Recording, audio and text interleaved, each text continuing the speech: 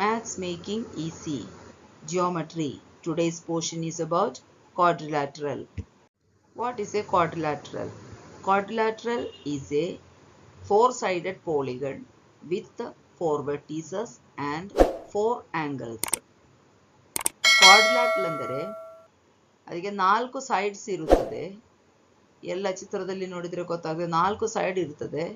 Four vertices ಅಂದರೆ ಇದು vertices, ಎರಡು ಸೈಡ್ ಜಾಯಿನ್ ಮಾಡಿ ಬರೆದ ಪಾಯಿಂಟ್ಗೆ ವರ್ಟಿಸಸ್ನ ಹೇಳ್ತದೆ. ಎಲ್ಲದಕ್ಕೆ ಸಹ ನಾಲ್ಕು ವರ್ಟಿಸಸ್ ಉಂಟು and four angles. Each vertices ಅಲ್ಲಿ ಒಂದೊಂದು ಆ್ಯಂಗಲ್ ಸಹ ಉಂಟು. ಇದೇ ಥರ ಇದ್ದ ಫಿಗರಿಗೆ ಕ್ವಾಡ್ರಿಲ್ಯಾಟ್ರಲ್ನ ಹೇಳುತ್ತದೆ.